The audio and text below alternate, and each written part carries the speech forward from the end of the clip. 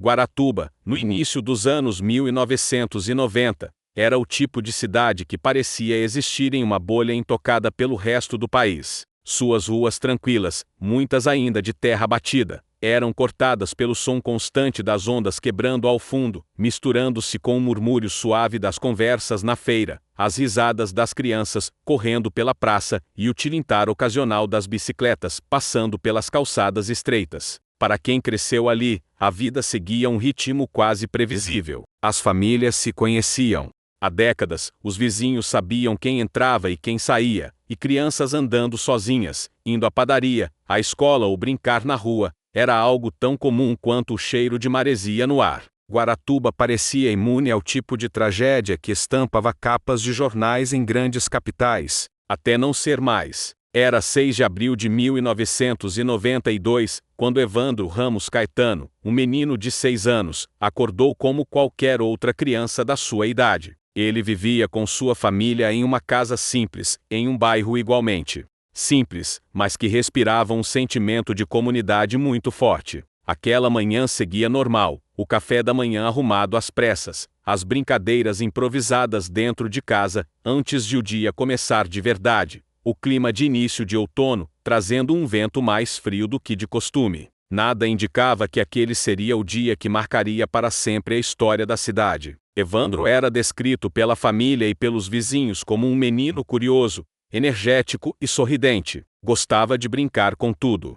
Tampinhas, bolas improvisadas, carrinhos velhos, qualquer coisa que pudesse transformar em aventura. Ele tinha aquela inocência que só crianças pequenas têm, uma confiança natural no mundo e em todas as pessoas que o cercavam. Especialmente em uma comunidade pequena como Guaratuba, era comum que crianças entrassem e saíssem das casas de amigos sem pedir permissão, corressem soltas pelas ruas, explorassem terrenos baldios como se fossem florestas encantadas. E assim Evandro viveu toda a sua curta vida. Por volta do fim da tarde, quando a luz começava a mudar de cor, adquirindo aquele tom dourado que antecede o pôr do sol, Evandro saiu de casa. A mãe acredita que tenha sido apenas por alguns minutos, talvez indo até o quintal, talvez indo chamar algum amigo, talvez indo brincar ali perto, como sempre fazia. Mas, naquela tarde, algo diferente aconteceu, algo que ninguém viu, algo que mudaria o destino de toda uma cidade. Quando perceberam que Evandro não havia voltado, a preocupação começou como um incômodo discreto daqueles que você tenta ignorar, esperando que se resolva sozinho. Talvez tivesse ido até a praia, talvez estivesse na casa de algum vizinho, talvez estivesse apenas distraído com algum brinquedo velho, sentado em algum canto qualquer. Mas esse incômodo, em poucos minutos, se transformou em um medo crescente. E, em pouco tempo, tornou-se desespero. Os primeiros a procurar foram os familiares. Chamaram seu nome repetidamente pelas ruas próximas. Entraram no quintal de vizinhos. Olharam atrás de muros, em terrenos, chamaram amigos, perguntaram a colegas. Ninguém tinha visto, ninguém sabia dizer onde estava. O tempo corria e quanto mais corria, mais angústia se instalava. A notícia se espalhou rápido, talvez rápido demais. Em cidades pequenas, a informação se dissipa como fogo. Em menos de meia hora, vizinhos já deixavam o fogão aceso, janta pronta para servir, e corriam para ajudar.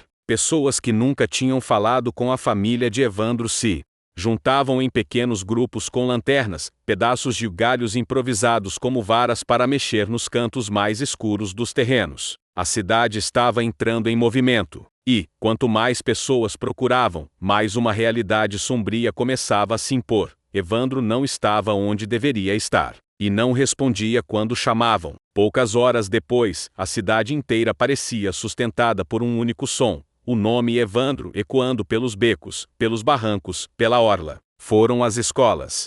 Perguntaram por vizinhos que poderiam ter visto algo, vasculharam matagais ralos e córregos rasos. E assim passou a primeira noite, e depois a segunda, e depois uma terceira. E, a cada dia que amanhecia, um silêncio estranho pairava sobre Guaratuba. O tipo de silêncio que só existe quando todos estão esperando uma resposta, mas não sabem se querem ouvi-la. Os policiais locais se envolveram no caso logo nas primeiras horas, mas sem saber muito bem por onde começar. Casos de desaparecimento infantil não eram comuns ali. A maior parte das ocorrências era de brigas de bar, furtos pequenos, conflitos familiares. Nada que se aproximasse da complexidade e gravidade de uma criança desaparecida sem pista alguma. E foi justamente essa falta de experiência somada ao choque geral que fez as primeiras horas do caso serem confusas. O tipo de confusão que, anos depois, investigadores diriam ter sido decisiva. Enquanto as buscas se intensificavam, boatos começaram a surgir.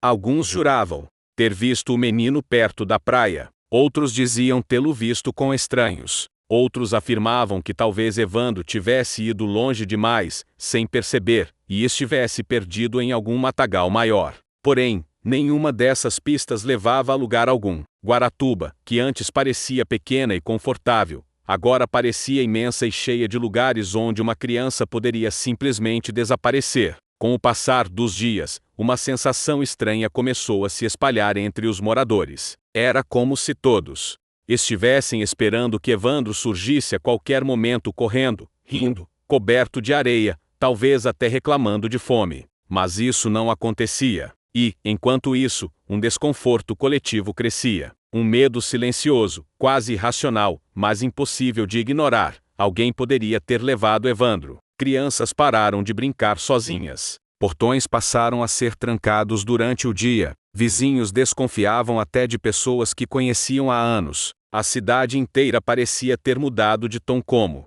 se um véu escuro tivesse sido estendido sobre todos. Algo terrível havia acontecido ali. Algo que ninguém estava pronto para encarar, mas que, inevitavelmente, seria confrontado. As autoridades passaram a vasculhar áreas maiores, inclusive praias e trilhas usadas por pescadores. Os moradores se perguntavam se Evandro teria escorregado para alguma área perigosa, caído em uma vala, se escondido em algum canto e adormecido, mas nada explicava a ausência completa de pistas. Nada explicava por que ninguém tinha visto absolutamente nada. Era como se Evandro tivesse sido apagado do mapa. E, ao mesmo tempo, algo mais profundo começava a surgir. Pequenos rumores, conversas que antes só se ouviam em voz baixa, comentários que pareciam improváveis, mas que, de alguma forma, começavam a fazer sentido para alguns moradores. Relatos sobre práticas estranhas em regiões afastadas da cidade. Relatos sobre figuras que circulavam em horários incomuns. Relatos sobre grupos que a polícia conhecia, mas não mencionava publicamente. Naquele momento, eram apenas murmúrios, mas, semanas depois, esses murmúrios se tornariam acusações, e essas acusações se tornariam parte central de um caso que ultrapassaria os limites da cidade. Enquanto isso, a família de Evandro vivia o tipo de sofrimento que não tem nome. Eles tentavam manter a esperança, mas cada dia que passava tornava tudo mais difícil. A mãe, devastada, ainda acreditava que o menino poderia entrar pela porta a qualquer momento. O pai tentava manter força, apesar de sentir o mundo desabando por dentro. Vizinhos se revezavam para fazer companhia, para cuidar dos irmãos, para trazer comida, enquanto voluntários e policiais seguiam vasculhando a cidade como se estivessem lutando contra um relógio invisível. A essa altura, a imprensa começava a chegar. Primeiro repórteres locais, depois profissionais de outras cidades, então equipes maiores, e finalmente a cobertura nacional. A tragédia tinha ganhado proporções que Guaratuba jamais havia imaginado. E, com a imprensa, vieram ainda mais perguntas e, inevitavelmente, mais pressão sobre a polícia. Era preciso dar respostas. Era preciso encontrar pistas. Era preciso dar alguma forma de explicação. Mas nada aparecia. E então, tudo mudaria porque, dias depois, um corpo seria encontrado. Um corpo que seria inicialmente ligado ao desaparecimento de Evandro. E esse corpo desencadearia uma sequência de eventos que transformariam o caso em um dos episódios mais controversos, polarizadores e enigmáticos da história criminal brasileira. Mas tudo isso viria depois. Antes das teorias, das reviravoltas, das suspeitas, das acusações e das confissões controversas, houve apenas isso: um menino que saiu de casa para brincar e nunca mais voltou. Uma cidade que perdeu sua inocência de forma abrupta. E um mistério que permanece ecoando até hoje, décadas depois, deixando uma sensação estranha, a sensação de que, talvez, a verdade completa nunca tenha vindo à tona.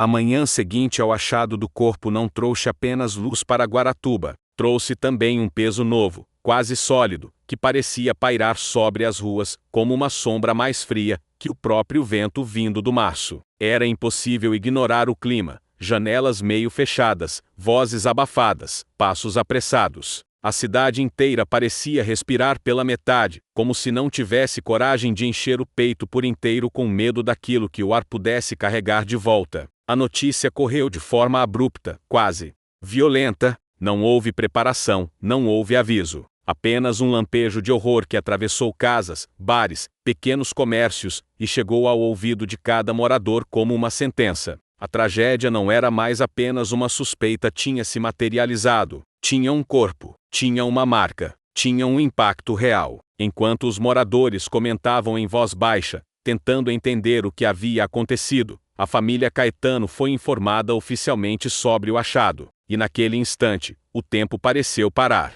Não existe forma de descrever a dor de um pai e de uma mãe confrontados com a possibilidade ainda não confirmada, mas brutal de que o filho foi encontrado morto, e pior, em condições que ultrapassavam qualquer compreensão humana. A mãe desabou antes mesmo de qualquer confirmação formal. O pai tentou manter uma postura que ele mesmo sabia que era impossível. Não havia estrutura emocional, física ou espiritual capaz de suportar o que estavam prestes a enfrentar. E, mesmo assim, foram chamados para reconhecer o corpo. A delegacia, naquele dia, estava lotada de uma mistura de curiosos, voluntários exaustos e policiais que tentavam, sem sucesso, manter algum tipo de ordem no meio do caos que se formava. A imprensa local havia chegado, e com ela a primeira distorção inevitável, informações soltas, versões incompletas, suposições tratadas como fatos. Repórteres buscavam por qualquer detalhe que pudesse virar manchete,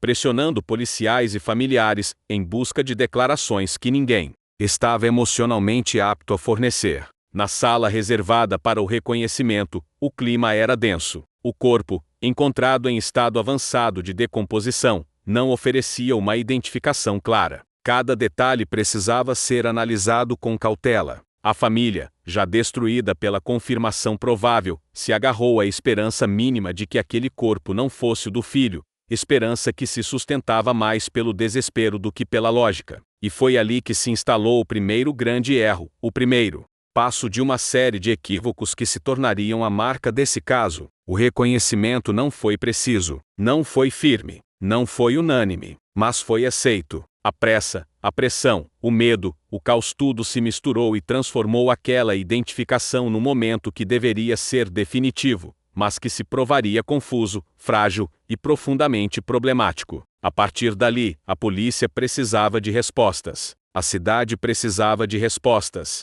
E a imprensa, faminta por um enredo, pressionava por respostas. Evandro tinha se tornado o centro do maior escândalo de Guaratuba, e a necessidade de encontrar um culpado crescia proporcionalmente ao pânico que se espalhava entre os moradores. Afinal, se uma criança podia desaparecer, ser brutalmente morta e deixada num matagal, aquilo significava que alguém perigoso estava solto, alguém que poderia fazer de novo. A polícia começou a trabalhar com duas hipóteses iniciais: um crime de oportunidade, cometido por alguém de fora, ou um crime ligado a algum tipo de ritual, dada a forma como o corpo havia sido encontrado. A segunda hipótese, ainda que precipitada e sensacionalista, ganhou força rapidamente e viria a conduzir a investigação inteira para um caminho quase sem volta. Enquanto isso, as buscas por pistas começaram de forma intensa. A área onde o corpo foi encontrado foi isolada, mas não com a técnica que se esperaria de uma cena tão delicada. Curiosos se aproximavam, repórteres andavam perto demais, policiais se moviam sem o cuidado necessário.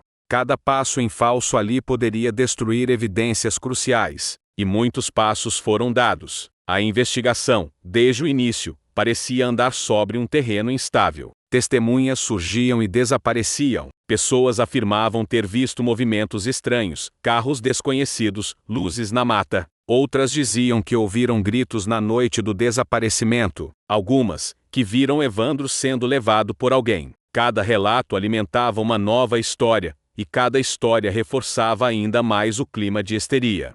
que dominava a população, e foi nesse cenário de caos emocional e falta de clareza que a polícia começou a trabalhar com uma suspeita improvável de que o crime poderia ter sido cometido por pessoas influentes da cidade. Essa suspeita surgiu inicialmente como um murmúrio: alguém disse que ouviu, que alguém comentou, que alguém apontou o dedo. E do murmúrio, rapidamente se transformou numa onda. Talvez por pressão, talvez por medo, talvez pela necessidade humana de encontrar um rosto para culpar. Mas a verdade é que, naquele momento, qualquer rumor ganhava força. E rumores perigosos tendem a se transformar em verdades incômodas quando o desespero toma conta. O delegado responsável começou a receber denúncias anônimas apontando para a possibilidade de sacrifício ritualístico. Eram relatos exagerados, confusos, mas que pareciam servir ao propósito de preencher as lacunas que a investigação não conseguia explicar. A imprensa, percebendo o impacto desse tipo de narrativa, abraçou a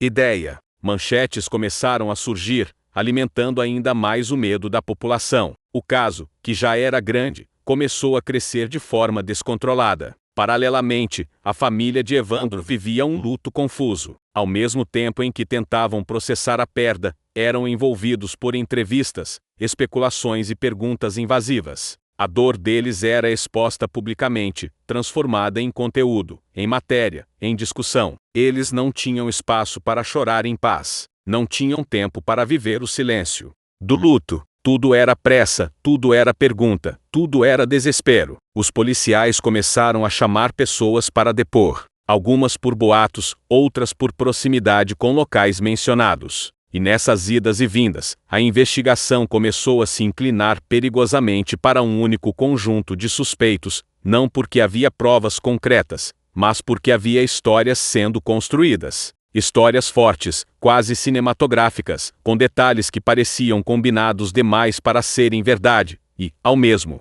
tempo, convincentes demais para serem ignorados. Essa combinação explosiva: medo popular, imprensa sensacionalista, pressão pública e investigação frágil, era o combustível perfeito para transformar o caso num labirinto. A cidade, antes tranquila, agora vivia num estado de paranoia. Crianças não podiam mais brincar na rua. Portas antes destrancadas agora tinham cadeados reforçados. Conversas inocentes se transformavam em comentários desconfiados. Pessoas apontavam o dedo para vizinhos com quem conviveram a vida inteira. A confiança, que sustentava os laços daquela pequena comunidade, havia sido quebrada. E Guaratuba nunca mais seria a mesma. A polícia, pressionada, começou a procurar alguém para responsabilizar. Mas, naquele momento, ainda não havia provas, apenas suspeitas, boatos, versões confusas e uma cidade inteira exigindo justiça. E é justamente por causa dessa mistura inflamável que o próximo passo da investigação se tornaria um dos capítulos mais controversos e dolorosos de toda essa história. Um passo que transformaria cidadãos comuns em suspeitos, suspeitos em culpados e culpados em personagens de uma narrativa que ninguém sabia mais se era real ou construída. A partir dali, tudo ficaria ainda mais estranho, mais pesado e mais perturbador. E o que viria a seguir não apenas abalaria a cidade, mas colocaria todo o Brasil diante de um dos casos mais emblemáticos de erros, acusações e tragédias da história criminal do país. Nos dias que se seguiram ao reconhecimento do corpo, a cidade parecia existir em dois mundos diferentes: o mundo visível, onde as pessoas tentavam seguir suas rotinas, e o mundo subterrâneo, onde rumores cresciam como raízes tortas se espalhando por baixo das casas, subindo pelas paredes e penetrando pelas janelas sem pedir licença. Em Guaratuba, não havia mais conversa casual. Tudo girava em torno de uma única pergunta: quem fez aquilo? A polícia, pressionada por todos os lados, precisava dar uma resposta.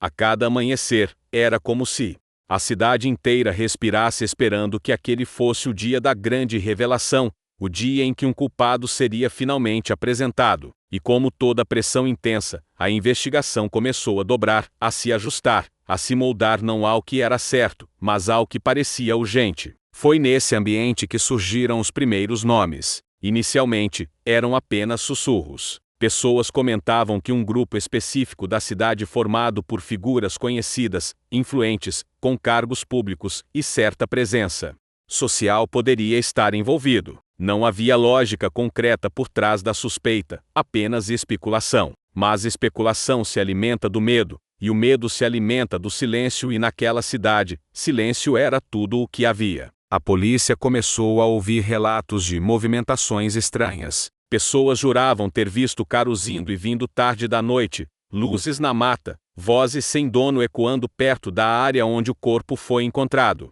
Outros mencionavam a possibilidade de rituais, influenciados pelo estado em que o corpo de Evandro foi deixado. E mesmo sem confirmação, o imaginário coletivo fez o resto. Se parecia com um ritual, então deveria ser um. E era assim que o clima se formava, uma mistura de medo real, conclusão precipitada, e necessidade desesperada de encontrar ordem no caos. A partir daí, a polícia passou a olhar com mais atenção para os relatos que apontavam para membros de uma família influente da região. Famílias tradicionais tendem a ser alvo fácil quando o pânico domina uma comunidade pequena. São conhecidas, têm história, têm poder, e poder sempre desperta desconfiança. Bastou que uma testemunha afirmasse ter visto um dos membros próximos ao local horas antes do desaparecimento, para que todos os outros rumores começassem a se alinhar como peças de um quebra-cabeça, que, na prática, não existia. Os investigadores passaram a convocar essas pessoas para depoimentos.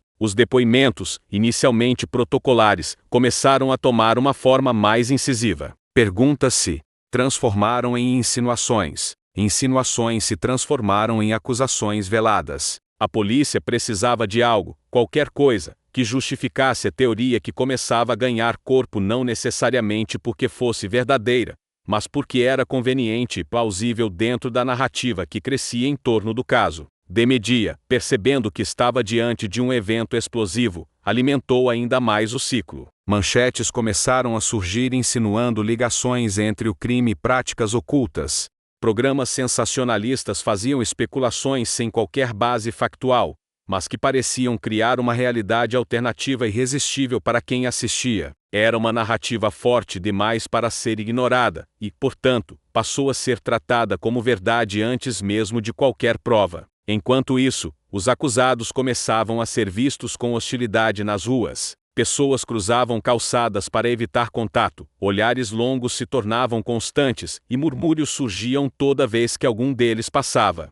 A cidade estava inclinada a acreditar que, se alguém próximo ao poder estava envolvido, aquilo explicaria a brutalidade do caso. Explicaria por que parecia tão inacreditável. Explicaria por que tudo soava tão maior do que um simples crime comum. A polícia então começou a montar uma narrativa. Se várias testemunhas relatavam ter visto movimentações suspeitas, se havia histórico de tensão entre algumas famílias da cidade, se o corpo tinha sinais que poderiam ainda que superficialmente se encaixar em uma descrição ritualística, então era possível formar uma história coerente para apresentar ao público. E foi isso que fizeram. Prenderam os primeiros suspeitos, mesmo sem provas sólidas. Mas, naquele momento, isso pouco importava. A cidade queria um culpado e rapidamente. A polícia queria um culpado e precisava se justificar. A imprensa queria um culpado e um culpado rende audiência. A tragédia pessoal da família Caetano se transformava em um espetáculo público, moldado por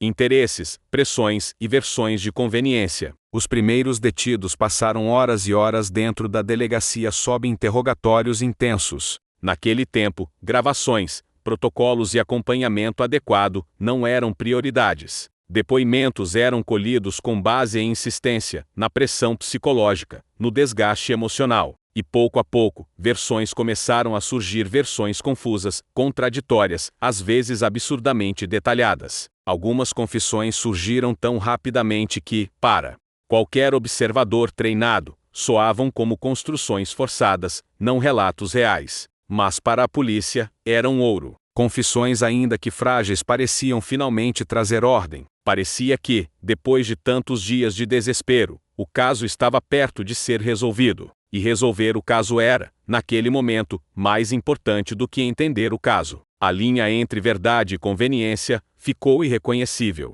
E cada nova peça que surgia era encaixada sem questionamento, porque, se encaixava, então, servia. Enquanto isso, a população acompanhava tudo como se fosse uma novela. Cada rumor novo alimentava ainda mais o frenesi coletivo. Pessoas começaram a preencher espaços vazios com imaginação, ampliando detalhes, criando conexões inexistentes. E a cada boca que repetia uma versão, a versão ganhava mais força, mais nitidez, mais aparência de fato. Verdades criadas pelo medo são verdades perigosas, pois costumam crescer rápido e se tornar quase impossíveis de apagar. Os acusados, assustados, exaustos e submetidos a pressões psicológicas intensas, começaram a ceder. Alguns assumiram coisas que jamais haviam feito, apenas para que tudo acabasse. Outros tentaram resistir, mas foram engolidos pela narrativa que já estava pronta antes mesmo que eles pudessem se defender. Era como estar preso em um labirinto onde todas as saídas já estavam fechadas. Não havia como escapar da história que havia sido construída para eles. Nesse ponto, a investigação já não era mais uma busca pela verdade. Era uma busca por uma versão da verdade que satisfizesse o público, a polícia, a imprensa e, de certa forma, a própria cidade. E, tragicamente, era essa versão que estava prestes a se consolidar. O caso Evandro estava se transformando, diante dos olhos de todos, de uma tragédia pessoal para uma narrativa coletiva, uma narrativa que não apenas marcaria a história criminal do país, mas que deixaria cicatrizes profundas, tanto nos envolvidos quanto na própria sociedade brasileira. E o pior é que, no meio desse labirinto de acusações, confissões suspeitas e pistas frágeis, a pergunta mais importante: quem realmente tirou a vida de Evandro, permanecia sem resposta. Quando os primeiros suspeitos foram levados para a delegacia, a atmosfera não era de investigação, era de espetáculo. A imprensa cercava o prédio como urubus em volta de um animal ferido, aguardando qualquer movimento, qualquer declaração, qualquer expressão nos rostos dos detidos que pudesse ser interpretada como culpa.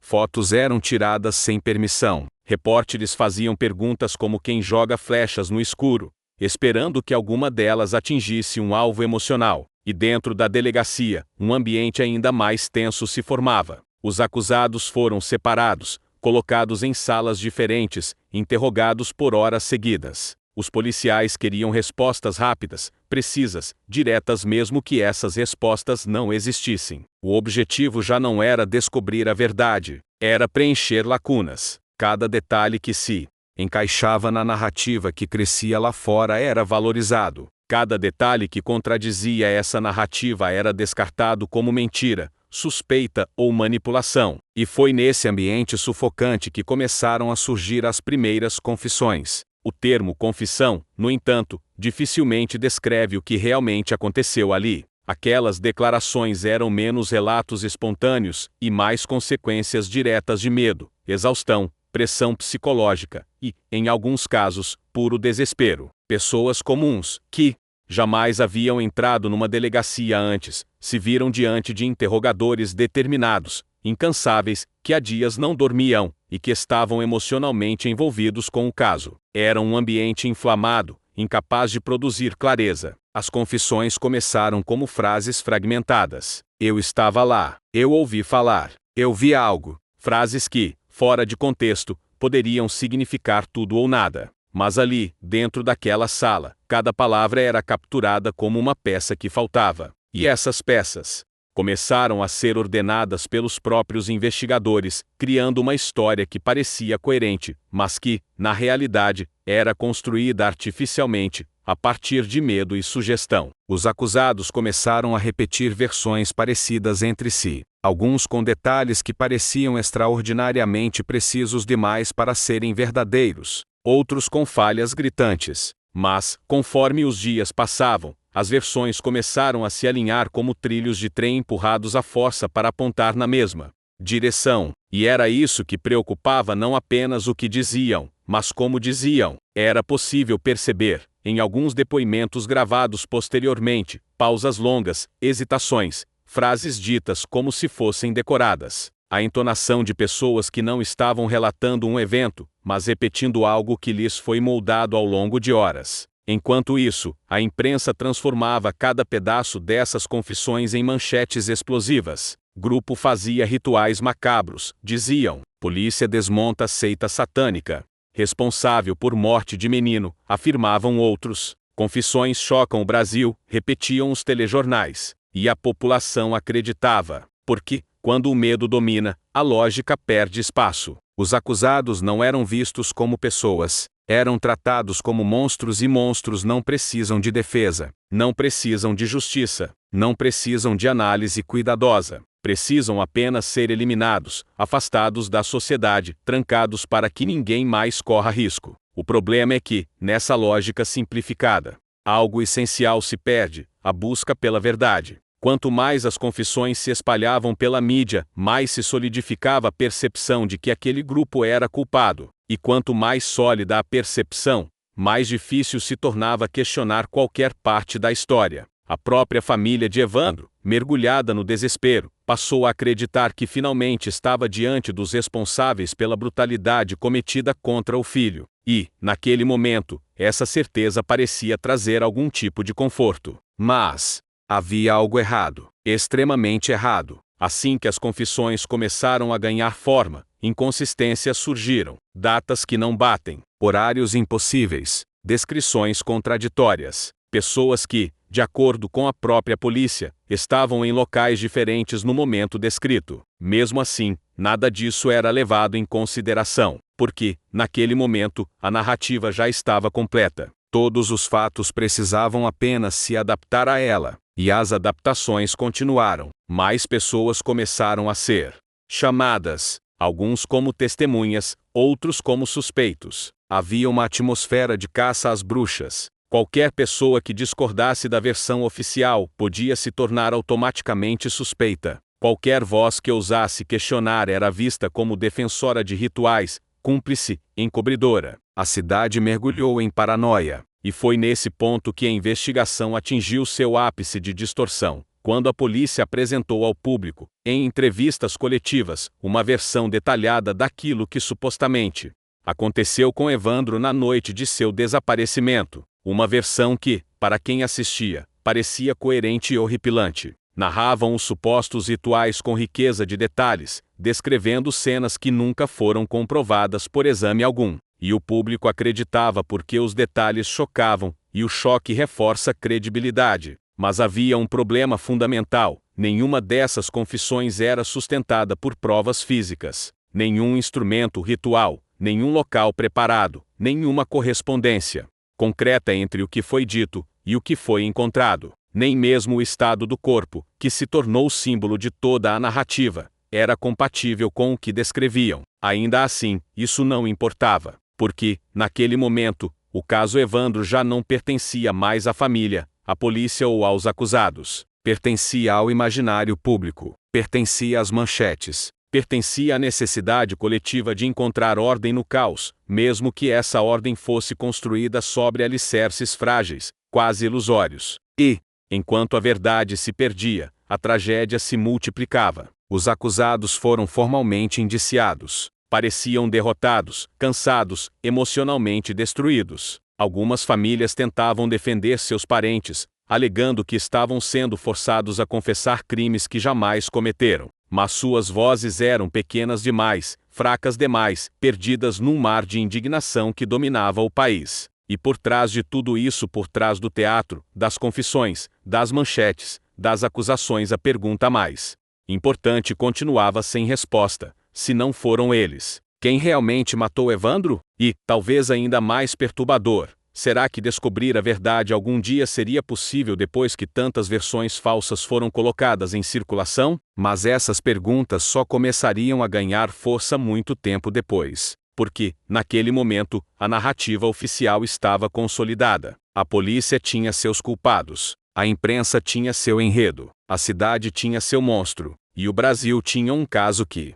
aparentemente, estava resolvido. Só que não estava, nem de longe. O avanço inesperado da investigação e o surgimento do elo perdido quando a comoção inicial causada pelo desaparecimento de Evandro, em Guaratuba, começou a dar sinais de cansaço na mídia. Muitos acreditaram que o caso, assim como tantos outros da época, estava condenado a cair no esquecimento. Mas dentro da polícia e ainda mais profundamente, dentro da família da criança, esse esquecimento jamais foi uma opção. Havia uma sensação de dívida, de falha moral, algo que pesava no ar de cada entrevista, de cada visita ao balneário onde o menino foi visto pela última vez. A cidade inteira parecia respirar um clima de culpa coletiva. A mãe de Evandro, sempre presente nas reuniões comunitárias, repetia que tinha a sensação de que alguém naquela pequena comunidade sabia mais do que dizia. E essa suspeita silenciosa começava, finalmente, a ganhar voz dentro da própria força-tarefa. Sem novos indícios claros, os delegados responsáveis começaram a revisar procedimentos, reler depoimentos e reavaliar detalhes que, na pressa dos primeiros dias, haviam sido considerados menores. Foi nesse processo que um padrão estranho emergiu, um conjunto de relatos que pareciam destoantes, mas que, quando colocados lado a lado, criavam uma sombra única, um contorno perturbador. Várias crianças de Guaratuba haviam relatado, em momentos diferentes, terem sido abordadas por um homem desconhecido, sempre descrito como alguém que falava baixo, quase sussurrando, e que insistia para que elas o ajudassem a achar algo que tinha perdido. O problema? Ninguém havia formalizado essas tentativas porque nenhuma delas evoluiu para a violência, e a maioria dos pais decidiu tratar como susto infantil. Mas agora, em retrospecto, esse rastro parecia perigoso, especialmente por coincidir temporalmente com o desaparecimento de Evandro. Com isso em mente, os investigadores começaram a reconstruir trajetos, horários e rotinas. O cenário urbano de Guaratuba, com suas ruas estreitas, casas simples e matas que cercavam a região, tornava fácil para alguém conhecer a topografia o suficiente para se deslocar, sem ser visto. A suspeita, portanto, começou a se direcionar para alguém que não fosse, necessariamente, um forasteiro, mas alguém que circulava, que observava, que entendia os fluxos da cidade. A busca por esse homem misterioso tornou-se prioridade silenciosa, porque, naquele momento, a polícia temia que alardear esse novo foco pudesse causar pânico ou até afastar delatores potenciais. Era possível, acreditavam eles, que alguém tivesse visto o homem de forma mais clara e estivesse guardando a informação por medo. Até que um dia, durante uma varredura de rotina em arquivos antigos da delegacia, algo improvável aconteceu. Um jovem investigador encontrou uma pasta esquecida, pertencente a um policial aposentado, que havia atuado em casos de assédio a menores no final dos anos 1980 e início dos anos 1990. Lá dentro, havia depoimentos semelhantes aos que as crianças de Guaratuba estavam dando agora, mas não de Guaratuba. Eram de cidades vizinhas, com o mesmo padrão. Um homem se aproximava calmamente de crianças, sempre sozinho, sempre com discurso sobre buscar algo perdido, e depois seguia sua vida, como se nada tivesse acontecido. O investigador, eletrizado, chamou o delegado responsável. Eles passaram horas lendo cada relato, catalogando detalhes, rechecando datas. E então perceberam, alguns dos registros coincidiam, geograficamente e temporalmente, com períodos em que barcos de pescadores regionais faziam rotas específicas, muitas vezes levando trabalhadores informais para pequenas obras e reparos em cidades costeiras. Ou seja, havia um caminho possível para que o mesmo indivíduo estivesse circulando por diferentes pontos do litoral paranaense, sem levantar suspeitas. Com isso, montaram uma linha do tempo que começava a revelar algo assustador. Alguém fazia movimentos calculados pela costa, alguém que não se fixava muito tempo no mesmo lugar, mas também não permanecia longe o suficiente para ser considerado um completo estranho. A investigação então ganhou novo fôlego. A polícia decidiu convocar novamente todas as crianças que haviam mencionado o tal homem, e pediu que descrevessem com o máximo de detalhes possível, sem induções, sem suposições. Aos poucos, um retrato começou a surgir. Não um retrato falado, mas um retrato psicológico. Um homem que buscava silêncio, que evitava a luz, que parecia surgir sempre em horários de pouco movimento. Não falava alto, não fazia gestos bruscos, não ameaçava de imediato, mas havia algo profundamente errado no modo como se aproximava dos pequenos. Algo que as crianças sabiam, intuitivamente, e que os adultos tinham negligenciado. Esse conjunto de informações, ainda que incompleto, era mais do que se tinha nas semanas anteriores. Mas foi um novo elemento, totalmente inesperado, que deu o impulso mais decisivo ao caso.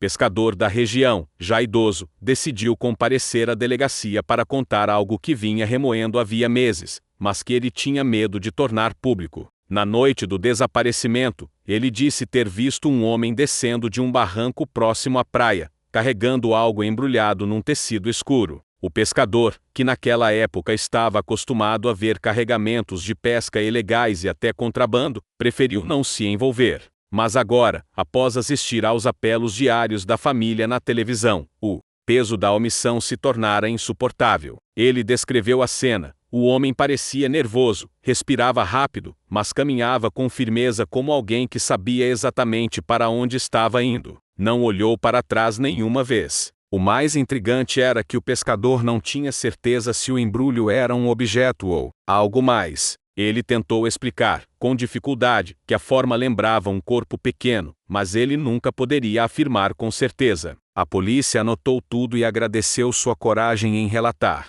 Mesmo tão tarde, com esse novo dado, o local citado passou a ser tratado como ponto de interesse imediato. Equipes foram enviadas, terrenos revirados, trilhas rastreadas. A vegetação havia crescido, mas alguns sinais estavam ali. Restos de panos, pedaços de corda, marcas que poderiam indicar movimentações antigas. Nada conclusivo, mas o suficiente para indicar atividade humana incomum naquela noite. No entanto, o ponto decisivo ainda estava por vir. Durante uma visita ao local, uma investigadora jovem, recém-chegada na equipe, notou algo que passou despercebido pelos demais: uma estranha estrutura improvisada de madeira, parcialmente enterrada entre raízes. A princípio, todos imaginaram que fosse apenas lixo deixado por pescadores, mas ao remover o material com mais cuidado, perceberam que se tratava de um tipo de caixa rudimentar, feita com tábuas irregulares, sem pregos, apenas amarradas com cordas finas,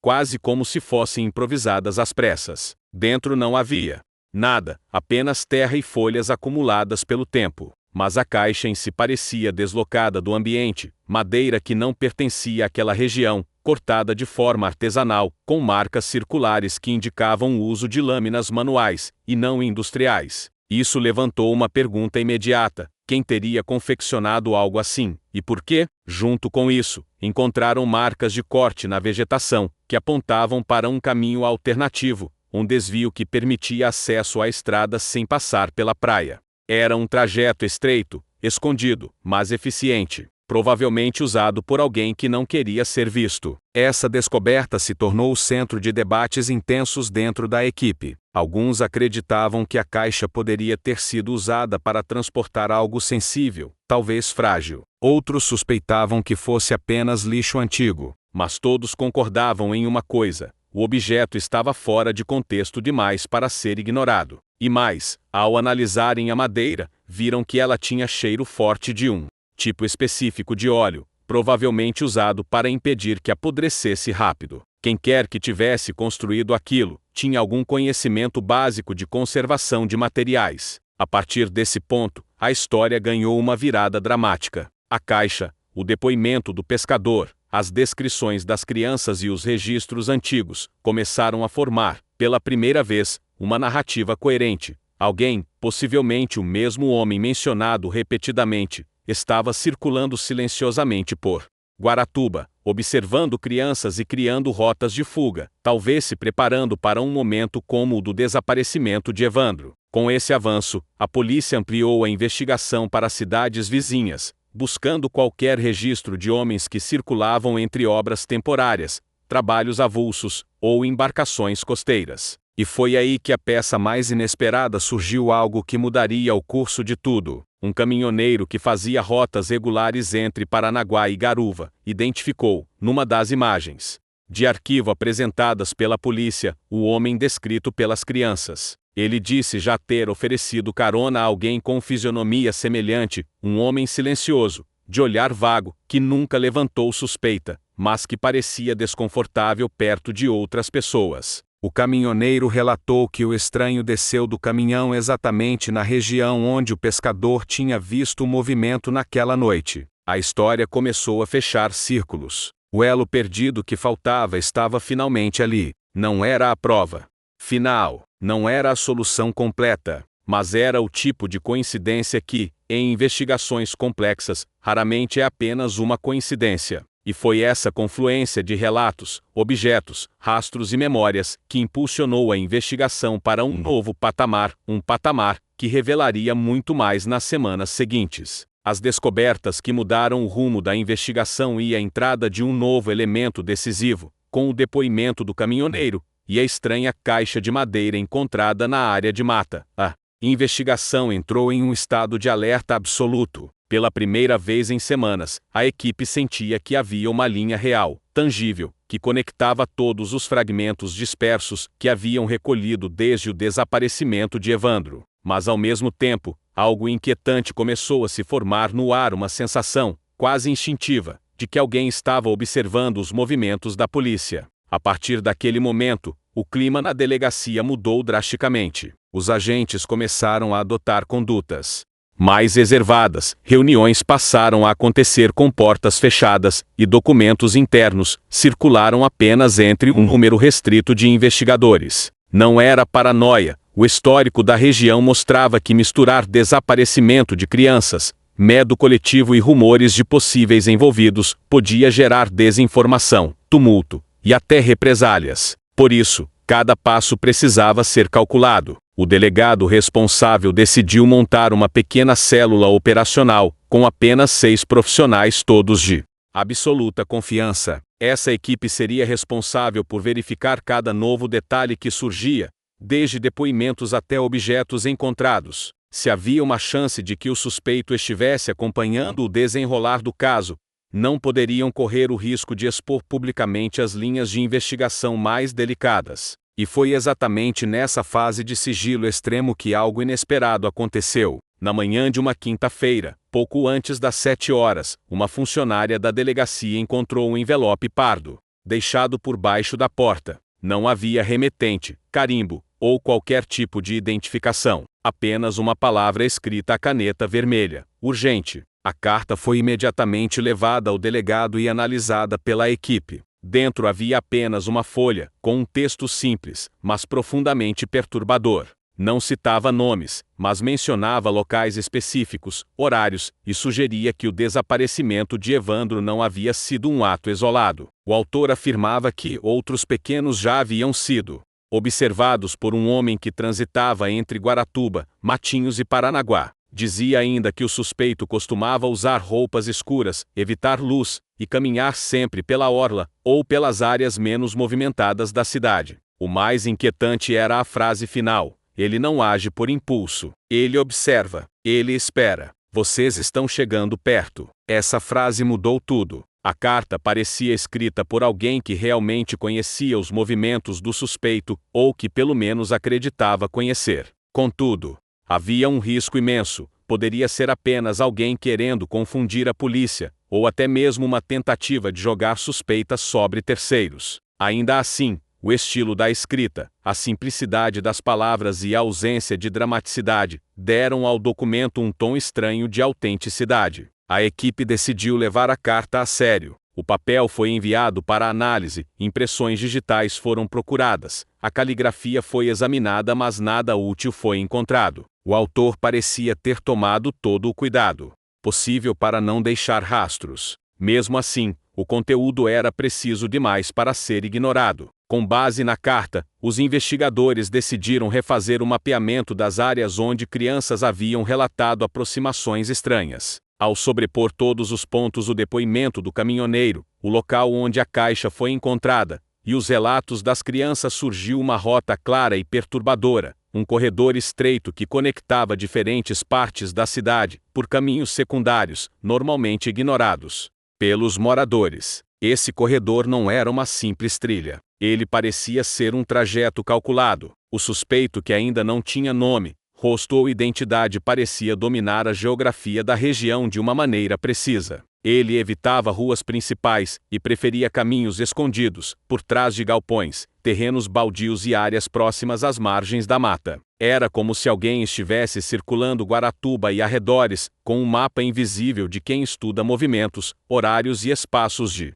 vulnerabilidade. Isso fez com que a equipe considerasse a hipótese mais inquietante até então: o desaparecimento de Evandro pode ter sido premeditado, não no sentido de que a criança específica havia sido escolhida dias antes, mas no sentido de que o suspeito já estava pronto para fazer algo assim a qualquer momento. Ele estava atento, esperando por uma oportunidade perfeita. E, quando uma brecha se abriu, ele agiu com rapidez e precisão. Enquanto a equipe avançava nesse novo raciocínio, outra peça do quebra-cabeça surgiu de maneira inesperada. Uma mulher, moradora de um bairro afastado, procurou a delegacia com algo que vinha lhe causando pesadelos. Ela disse que, algumas semanas antes do desaparecimento, havia visto um homem parado próximo ao portão de sua casa, olhando fixamente para seu filho, um garoto de 8 anos. Quando ela apareceu na janela, ele virou o rosto e caminhou calmamente para longe, sem pressa, como se não tivesse nada a esconder.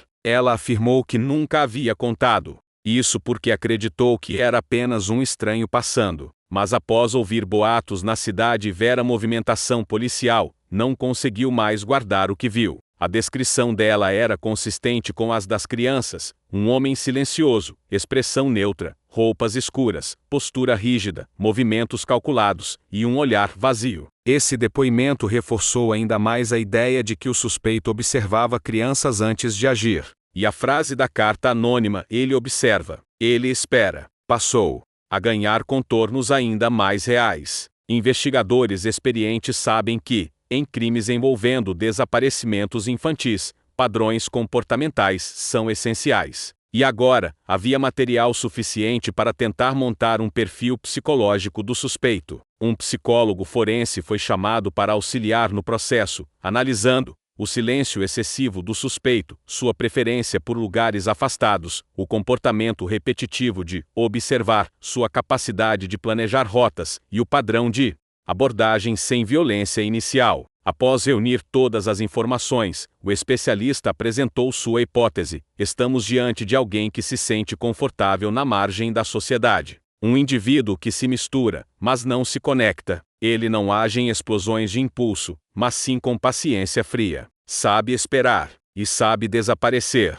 Essas palavras causaram um silêncio inquietante na sala. A partir desse momento, a investigação deixou de lado a ideia de um ato isolado e começou a trabalhar sóbrio. Pressuposto de que o suspeito poderia estar envolvido em outras situações que nunca haviam sido formalmente relatadas. Talvez nunca tivessem chegado à polícia. Talvez fossem vistos como incidentes menores. Talvez estivessem perdidos no tempo. Isso não significava que houvesse mais vítimas, significava que o suspeito circulava, planejava e observava muito antes do desaparecimento de Evandro. O ponto mais surpreendente das semanas seguintes surgiu quando 2 investigadores decidiram revisitar relatos antigos de pescadores locais sobre um pequeno barco de madeira que havia sido deixado ao abandono numa área isolada do manguezal. Na época, ninguém havia dado importância. Embarcações eram frequentemente deixadas para trás por quem se mudava, ou por embarcadores informais. Mas agora, qualquer detalhe poderia ser crucial. Quando chegaram ao local, encontraram o barco desgastado, meio afundado na lama.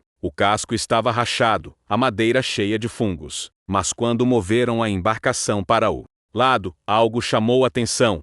Havia marcas de arrasto no chão, como se algo pesado tivesse sido puxado dali para a mata. E não era algo recente. As marcas tinham, provavelmente, meses. Mas ainda eram visíveis. Era uma trilha fraca, mas real, que levava exatamente à direção onde a caixa de madeira havia sido encontrada semanas antes. A partir dali, a ideia de coincidência foi descartada. O barco abandonado, a trilha, a caixa, o depoimento do pescador, os relatos das crianças, a carta anônima, tudo parecia parte de um mesmo ecossistema de movimentação clandestina. Com todos esses elementos conectados, a investigação percebeu que estava diante de algo maior do que um simples desaparecimento. Alguém na região conhecia bem a topografia, os fluxos noturnos, as rotas pouco usadas, e se movia com segurança entre elas. E então, a carta ganhou outro significado. Quando o autor escreveu "vocês estão chegando perto", talvez não fosse apenas uma frase dramática.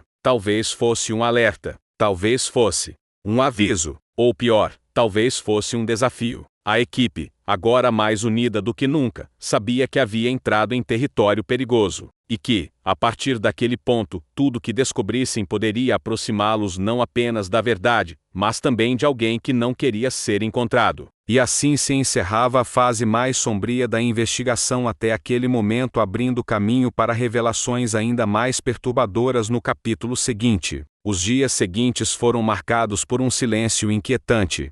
Em Guaratuba, a cidade ainda vivia sob o peso do desaparecimento de Evandro, mas agora havia algo diferente no ar, uma agitação discreta, um burburinho que corria pelas esquinas, pelos bares simples, pelas varandas das casas próximas à orla. A presença da polícia havia aumentado, mas de forma controlada, calculada, quase invisível. As equipes entravam e saíam de carros descaracterizados, evitavam sirenes, caminhavam sem fardas. Era como se um jogo silencioso estivesse em andamento, um jogo que poucos entendiam, mas todos sentiam. Dentro da delegacia, o clima era ainda mais tenso. A carta anônima havia sido o estopim para uma mudança completa na postura da investigação. Agora, cada detalhe era analisado com cuidado quase obsessivo. E foi nesse contexto de atenção extrema que algo finalmente começou a se delinear, um padrão. A equipe, reunida em torno de uma mesa grande repleta de mapas, anotações, fotografias e transcrições de depoimentos, estudava todos os relatos envolvendo o suspeito misterioso. Ao organizar esses elementos cronologicamente, surgiu uma hipótese perturbadora. O autor das aproximações às crianças tinha um comportamento cíclico. Ele parecia seguir uma espécie de ritual geográfico, retornando sempre às mesmas áreas, não necessariamente nas mesmas datas, mas com constância suficiente para delimitar um circuito. E esse circuito tinha como epicentro uma região específica, um trecho isolado de mata entre Guaratuba e Matinhos, próximo a uma antiga construção abandonada que havia sido usada décadas antes como depósito de pescadores. A partir dali, cresceu a suspeita de que o suspeito talvez usasse aquele local como ponto de descanso, armazenamento ou observação. Era um pensamento perigoso, mas plausível. Decididos a não ignorar nenhuma possibilidade, os investigadores montaram uma pequena equipe e se dirigiram à antiga estrutura. A construção era simples, paredes de tijolo desgastado, parte do telhado caído, janelas sem vidro e marcas do tempo em toda a volta, mas assim que pisaram no interior, algo chamou a atenção. Havia pegadas, não recentes, mas claramente humanas. E mais, havia marcas no chão que lembravam deslocamento de caixas ou sacos arranhões longos, como se alguém tivesse arrastado objetos pesados repetidas vezes. Eram marcas antigas, mas repetidas. Isso indicava que aquele lugar não estava completamente abandonado. No canto direito da construção, sob uma pilha de pedaços de madeira podre, um dos agentes encontrou algo ainda mais impressionante, uma pequena lanterna enferrujada, com resquícios de lama seca e odor de umidade antiga. Não era possível identificar quanto tempo o objeto estava ali, mas era um indício de presença humana. Outra descoberta intrigante foi feita perto da janela frontal, um embrulho de pano, cuidadosamente dobrado e escondido sob uma pedra. Nele, havia restos de cordas finas e um pequeno pedaço de tecido infantil, nada que pudesse ser diretamente ligado ao desaparecimento de Evandro, mas suficiente para elevar o nível de alerta a um novo patamar. A equipe fotografou tudo, colheu amostras e enviou para análise. Mas o mais inquietante ainda estava por vir. Enquanto vasculhavam o local, um dos agentes encontrou algo que parecia fora de lugar. Um caderno espiral, sujo e parcialmente molhado, escondido entre duas tábuas soltas da parede. Ao abri-lo, percebeu que muitas páginas estavam danificadas pela água e pelo tempo, mas algumas anotações ainda eram legíveis. Não havia nomes, não havia datas completas, mas havia frases curtas, escritas com letra tremida e irregular. Observar de longe, não deixar pistas, não falar, esperar a noite certa, não olhar para trás. Ao lado dessas frases, havia desenhos rudimentares de ruas, curvas e trilhas, tudo feito com pouca precisão, mas suficiente para sugerir que o autor conhecia muito bem as rotas menos movimentadas da região. O delegado, ao folhear o caderno, sentiu algo que não ousou expressar em voz alta. A sensação de estar, pela primeira vez, segurando algo que pertencia ao suspeito. Ainda não era uma prova, ainda não era certeza, Mas a descoberta marcava um novo estágio da investigação. Dias depois, os laudos começaram a chegar, e um deles trouxe uma descoberta inesperada. As cordas encontradas no embrulho de pano apresentavam resquícios de fibras compatíveis com um tipo de cordame, normalmente usado em embarcações pequenas, não em barcos grandes, mas em canoas, botes ou barcos de pesca artesanais. Isso reforçava, de maneira impressionante, o elo entre a construção abandonada e o barco encontrado no manguezal. Mais do que isso, a madeira da caixa encontrada semanas antes continha traços do mesmo tipo de óleo encontrado em embarcações artesanais usadas para pesca noturna. Essa coincidência foi tratada imediatamente como evidência potencial, e então veio a análise mais perturbadora. A lanterna enferrujada encontrada no antigo depósito continha, em sua parte interna, pequeníssimos fragmentos de terra idênticos aos encontrados na trilha onde a caixa fora achada, uma composição orgânica rara, específica de uma área muito restrita perto da mata. Isso significava, de maneira praticamente irrefutável, que aquela lanterna, em algum momento, esteve no mesmo percurso onde os investigadores acreditavam que o suspeito transitava. A equipe comemorou em silêncio. Não havia motivo para euforia, ainda não havia um nome, um rosto, um mandado, mas agora, pela primeira vez, havia consistência documental, física e material. O suspeito existia. Ele tinha movimentos rastreáveis. Ele tinha padrões. E ele estava ficando cada vez mais exposto. Com esse novo conjunto de evidências, a polícia decidiu revisitar arquivos antigos que, até então, haviam sido considerados irrelevantes. E foi assim que descobriram algo surpreendente. Alguns moradores haviam relatado aproximações suspeitas a crianças meses antes do desaparecimento de Evandro, mas como nada havia efetivamente acontecido, os registros foram arquivados como incidentes menores. Agora,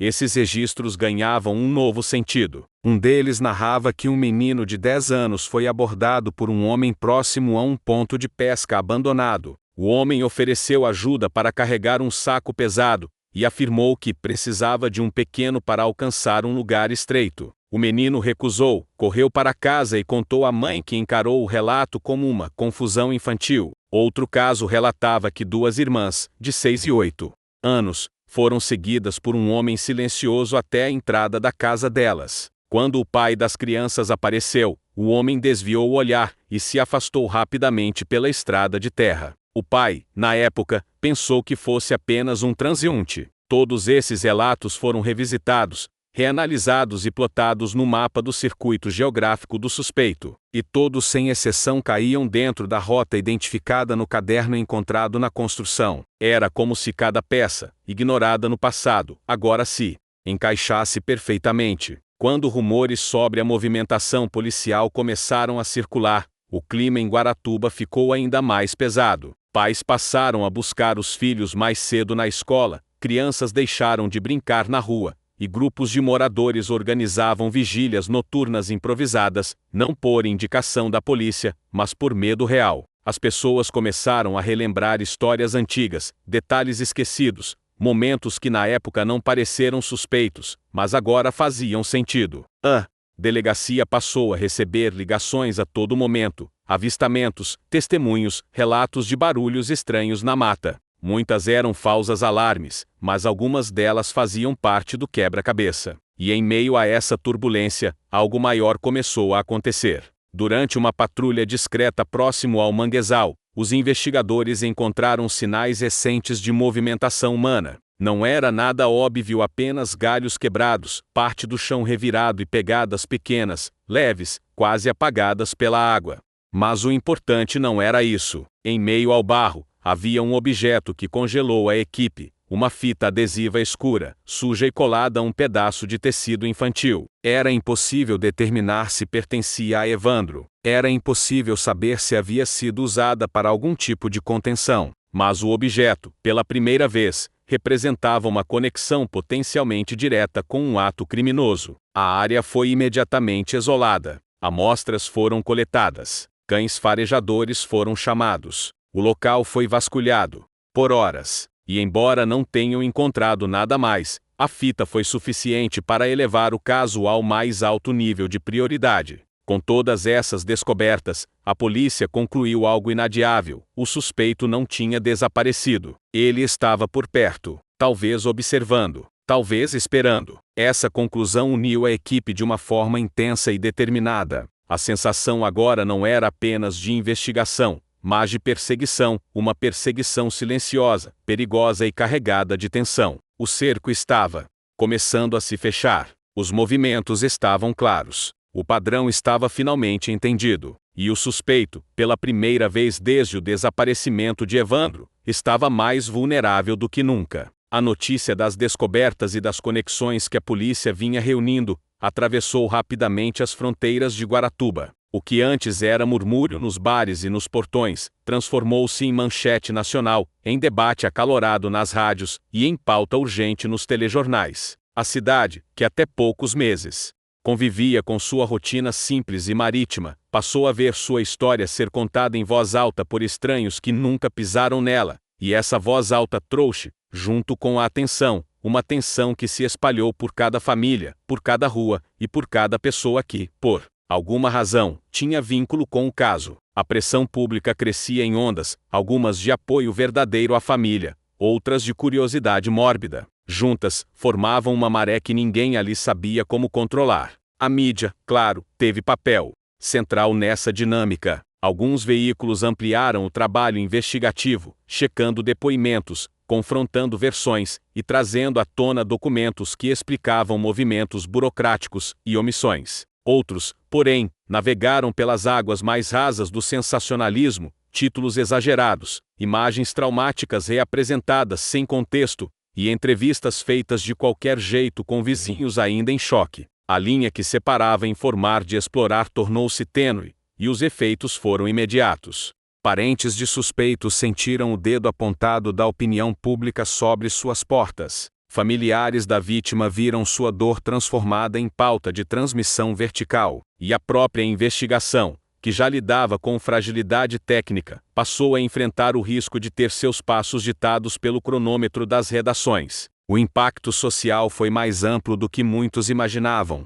Escolas se transformaram em centros de instrução improvisada, onde professores, com a preocupação à flor da pele, explicavam a crianças maneiras de se proteger, procedimentos para relatar abordagens suspeitas e o valor de falar com adultos de confiança. Grupos de pais se organizaram em vigílias, patrulhas e fóruns comunitários. As conversas de rua, antes triviais, tornaram-se análises das rotas menos iluminadas, dos horários de menor movimento e das pessoas que cruzavam com frequência por pontos sensíveis. Uma cidade inteira assumiu o hábito de vigiar e, ao fazê-lo, trocou partes da própria liberdade por uma falsa sensação de segurança temporária. Ao mesmo tempo, a pressão trouxe consequências jurídicas e institucionais que reverberariam além do caso imediato. Promotores e delegados sentiram a necessidade de mostrar resultados. Certos procedimentos foram acelerados, outros negligenciados por causa da urgência pública.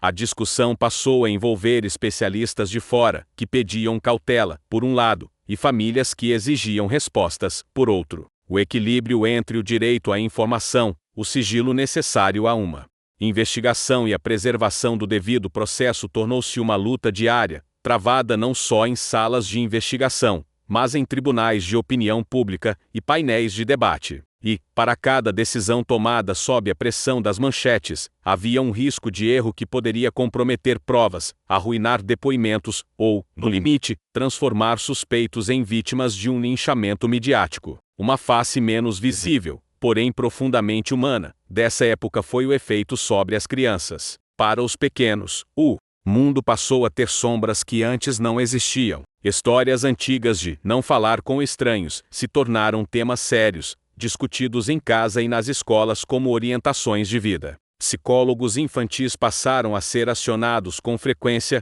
crises de ansiedade aumentaram, sonhos ruins tornaram-se relatos frequentes, e o medo de sair para brincar tomou a forma de apreensão cotidiana nas famílias. A cidade pagava um preço emocional que dificilmente seria mensurável: a perda de inocência de uma geração, a transformação de espaços públicos em territórios de risco emocional e uma desconfiança generalizada que corroía laços comunitários que levaram décadas para se construir. Em paralelo, houve um efeito colateral perigoso: a proliferação de teorias conspiratórias. Em fóruns virtuais, em conversas de bar e em reportagens mais instáveis, surgiram versões alternativas que misturavam fatos, mal-entendidos e boatos. Tudo se retroalimentava, matérias sensacionalistas serviam de combustível para comentários virais que, por sua vez, pressionavam por investigações mais enérgicas. O ciclo se completava com pedidos de punições rápidas e públicas,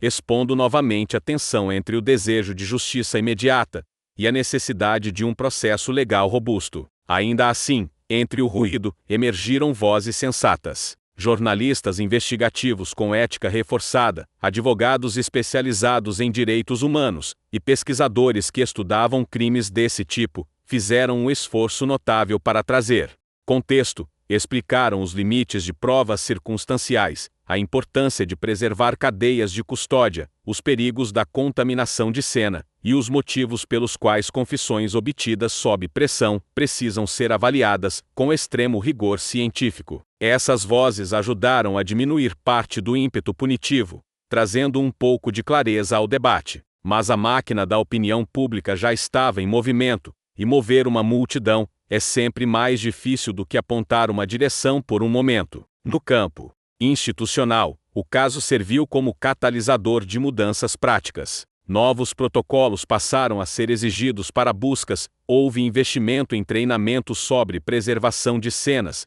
e a articulação entre delegacias locais e órgãos estaduais foi repensada. Organizações não governamentais e movimentos sociais mobilizaram campanhas de conscientização, além de pressionarem por políticas públicas que priorizassem a proteção infantil. Essas medidas, embora tardias, representaram um aprendizado que poderia, no futuro, salvar vidas. E foi justamente nesse registro ambíguo dor imediata e esperança de reformas duradouras que Guaratuba e o país inteiro seguiram caminhando. Mas a pressão também deixou marcas duradouras e ambíguas. Para cada avanço técnico conquistado, havia centenas de relações comunitárias abaladas. Para cada reconhecimento de falhas institucionais, houve um custo emocional pago por famílias que foram expostas ao julgamento público. Em muitos lares, o silêncio voltou a reinar não por conforto, mas por exaustão. O que restou, depois da onda inicial, foi uma cidade aprendendo a viver com a memória do caso reconfigurada, mais cautelosa e eternamente vigilante. E foi nesse cenário, repleto de dor, mudanças e tensão, que a investigação ainda em curso teve de tomar decisões difíceis, proteger testemunhas, trabalhar sob sigilo e resistir à pressão por soluções simplistas. A mídia continuaria cobrindo, a população continuaria julgando, e as instituições teriam de provar, dia a dia, que aprendiam com os erros do passado. O preço da atenção pública havia sido alto. A resposta a ele exigiria trabalho, responsabilidade e, sobretudo, o tempo que a pressa havia tentado roubar. Com as evidências materiais e as novas pistas ganhando consistência, começou a onda de reavaliações formais, processos que haviam sido arquivados, denúncias engavetadas e investigações superficiais do passado foram puxadas de volta para a luz. O sistema judiciário, pressionado por familiares e pela opinião pública, viu-se forçado a escavar arquivos antigos, a revisar procedimentos e a reabrir linhas de investigação que antes haviam sido descartadas pela falta de elementos. Esse movimento de reabertura não foi apenas técnico, foi simbólico. Significava reconhecer que, em muitos casos, a justiça falhara por omissão, descaso ou falta de capacidade institucional. A reabertura dos processos trouxe uma série de consequências práticas. Em alguns casos, procedimentos de perícia foram refeitos com técnicas mais modernas. Em outros, testemunhos foram reobtidos com acompanhamento psicológico e jurídico para garantir que as declarações fossem colhidas sem coação. A forma como a cadeia de custódia havia sido tratada no passado passou a ser novamente questionada, e, em situações críticas, novas análises foram solicitadas para garantir que provas antigas não tivessem sido comprometidas. Esse trabalho minucioso demandou tempo, recursos e paciência, mas também reacendeu esperanças adormecidas nas famílias que, por anos, viveram sem respostas concretas. A busca por reparação trouxe à tona uma série de debates legais e morais. Como responsabilizar instituições por falhas estruturais? Que meios existem para oferecer algum tipo de conforto a quem perdeu parentes e viu suas vidas reviradas por investigações mal conduzidas? O Estado, diante dessas perguntas, foi levado a pensar além do processo penal. Foram discutidas medidas de compensação, esquemas de apoio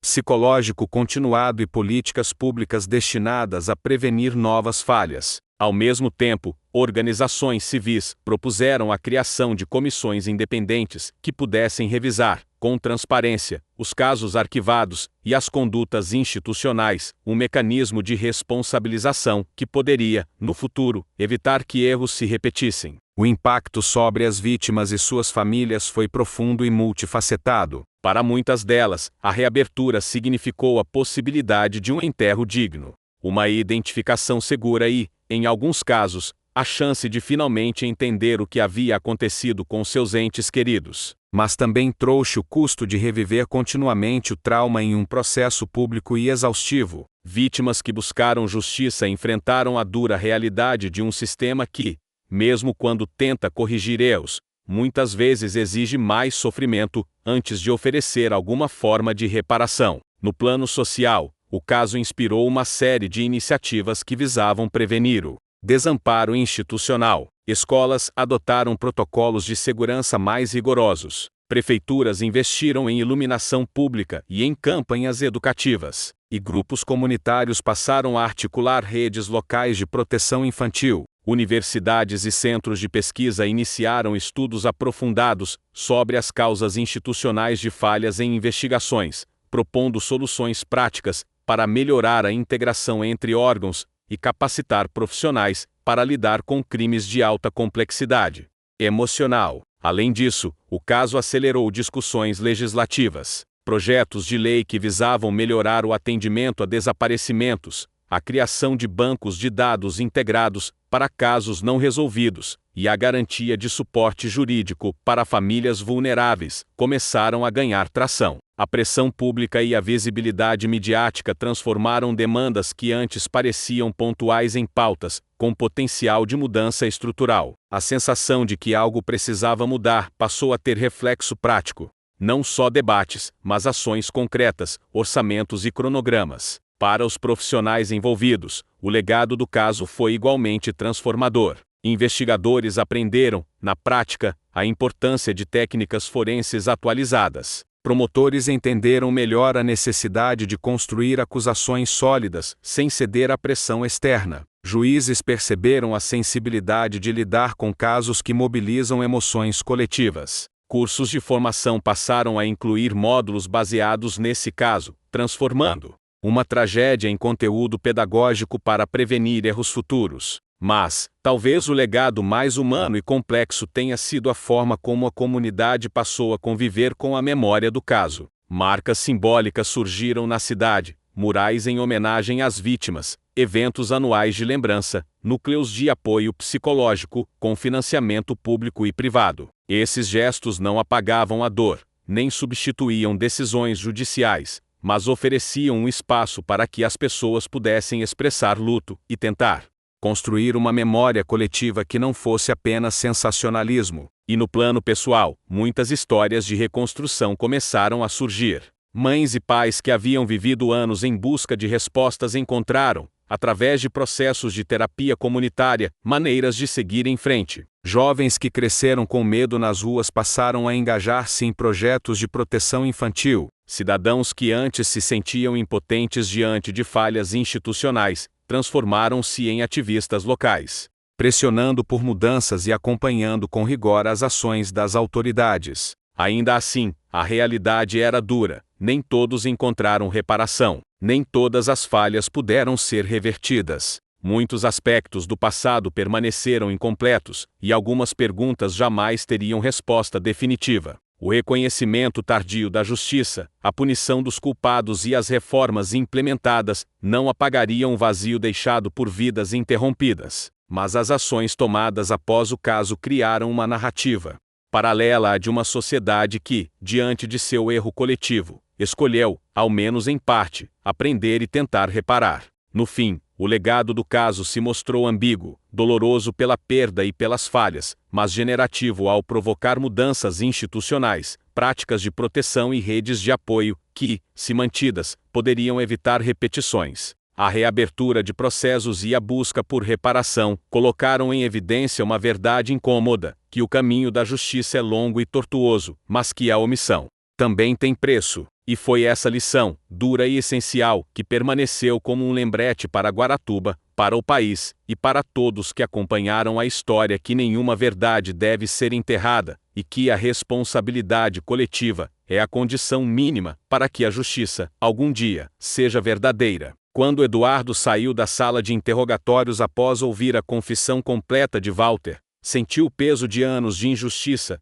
repousando sobre seus ombros. Mesmo para alguém experiente em investigações, havia algo naquele momento que ultrapassava o profissional. Era humano, profundo, carregado de uma revolta silenciosa que ele aprendera a não demonstrar. Mas, naquele dia, foi impossível manter o semblante impassível. Enquanto cruzava o corredor da delegacia, percebeu os outros policiais parando, olhando, esperando alguma confirmação. Eduardo apenas assentiu com a cabeça e o ambiente pareceu expirar por inteiro, como se todos tivessem segurado o fôlego durante décadas. A operação para oficializar a prisão de Walter Mota foi montada com mais rapidez do que qualquer procedimento que Eduardo já havia testemunhado. Não porque o processo exigisse pressa, mas porque todos, desde a Polícia Civil até o Ministério Público, sabiam que aquela era uma oportunidade que o Brasil inteiro esperava sem saber, a de ver um predador, que operou nas sombras por anos enfim, diante da justiça.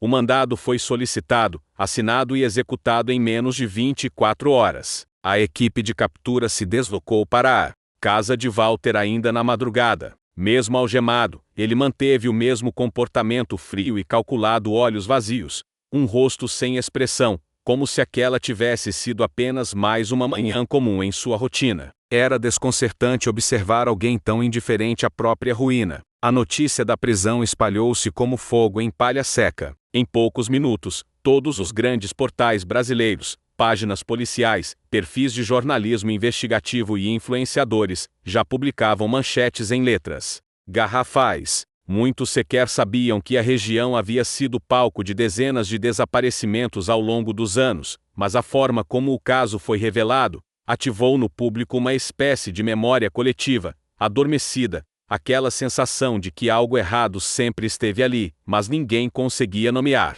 O nome Chácara do Rio Seco passou, da noite para o dia, a ser pesquisado milhões de vezes. Era impossível abrir redes sociais sem encontrar algum comentário, teoria, relato ou lembrança pessoal relacionada ao caso. Enquanto a imprensa se agitava, a perícia retornava à área próxima ao córrego seco, agora com escavadeiras menores, drones de busca térmica e equipes completas. O terreno era minuciosamente analisado sob uma nova perspectiva. Agora eles sabiam exatamente o que procuravam. A confissão de Walter continha detalhes que só alguém presente no crime conheceria, mas ele mesmo deixou claro que não se lembrava da localização exata de cada ponto. Ele havia enterrado mais de uma vítima. Alguns locais haviam sido modificados com o tempo pelo próprio clima da região, chuvas fortes, erosões, o avanço da vegetação. Era um quebra-cabeça macabro, mas cada profissional ali carregava o mesmo objetivo: devolver nomes a ossadas, famílias a certezas e dignidade a quem nunca deveria ter sido esquecido.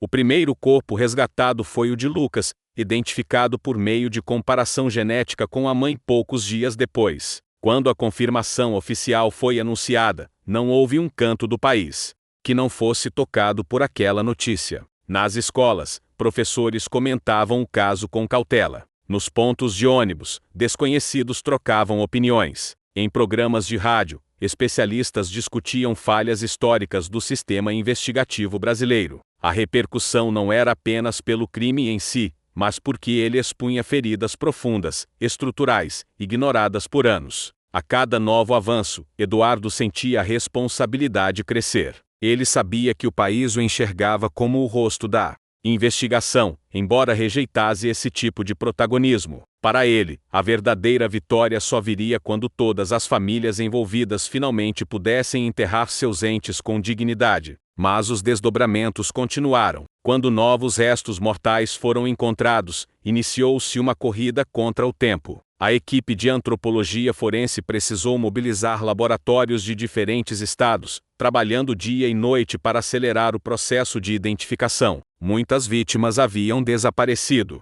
em períodos distintos, com intervalos que variavam de meses a anos, o que tornava tudo ainda mais complexo. O avanço tecnológico, no entanto, foi decisivo. Testes de DNA, reconstrução facial digital e análise de microvestígios permitiram que corpos antes considerados impossíveis de identificar ganhassem novamente uma história, um nome e uma família. Do lado jurídico, a situação tomava proporções igualmente históricas. As confissões de Walter eliminavam qualquer dúvida, mas ainda existiam debates intensos sobre quais crimes poderiam ou não ser enquadrados, especialmente considerando o tempo decorrido. Ainda assim, o Ministério Público trabalhou com todas as ferramentas possíveis. Descobriu-se que, além do cárcere privado, abuso e homicídio, havia também delitos ambientais, ocultação de cadáver, destruição de provas e exploração de áreas sem autorização. A promotoria montou um dossiê de mais de 1.200 páginas.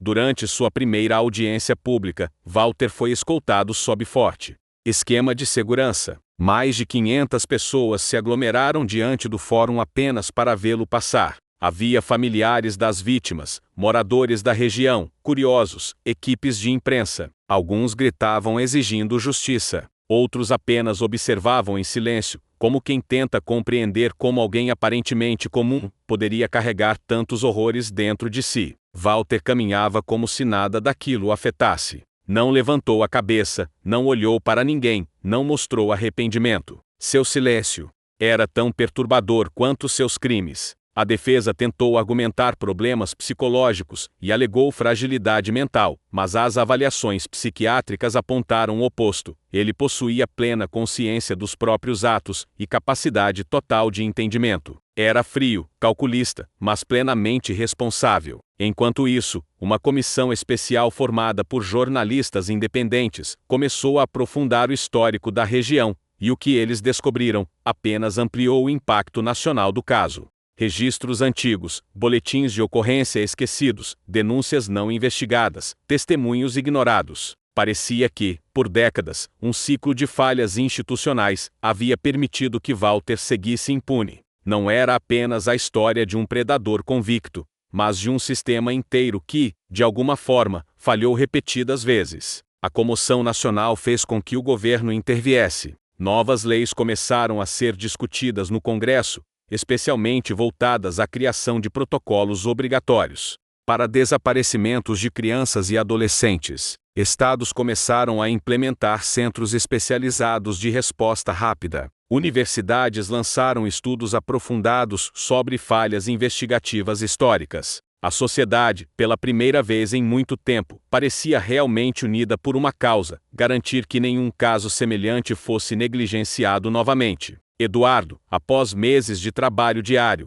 recebeu do Ministério Público um reconhecimento oficial por sua atuação incansável. Mas seu discurso, transmitido ao vivo na televisão, foi simples e direto. Não há mérito algum em resolver algo que nunca deveria ter acontecido. Não há vitória quando a justiça chega tarde demais. Suas palavras viralizaram instantaneamente. Tornaram-se frases em camisetas, murais de escolas, campanhas de conscientização. Quando o julgamento final chegou, o país inteiro parou. O tribunal estava lotado, e a transmissão online bateu recordes de audiência. A sentença somou mais de 140 anos de prisão, um valor simbólico, já que ele jamais poderia cumprir integralmente. A sala permaneceu em silêncio absoluto até o juiz terminar cada uma das leituras. Walter não demonstrou reação. Saiu da sala da mesma forma como entrou, olhos vazios, sem emoção, um vazio que jamais seria preenchido. Mas, para as famílias e para o país, aquele momento significava algo muito maior.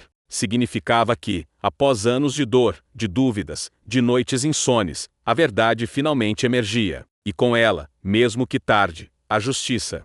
O caso estampou telas, influenciou documentários, transformou políticas públicas e reacendeu debates profundos sobre segurança, investigação e direitos das vítimas no Brasil. E embora nada apagasse o sofrimento passado, havia agora um ponto definitivo, entre o antes e o depois. Para Eduardo, o fechamento do caso não representou alívio, mas responsabilidade. Enquanto deixava o tribunal pela porta lateral, evitou câmeras e repórteres. Ele sabia que ainda existiam outras famílias no país, outros desaparecimentos, outras histórias que talvez nunca ganhassem a atenção necessária. E foi justamente por isso que, ao entrar no carro, pensou apenas em uma frase: nenhuma verdade deve permanecer enterrada. E assim, o maior caso criminal da região e um dos mais marcantes da história recente do Brasil, chegava ao fim. Um fim tardio, doloroso, mas finalmente verdadeiro.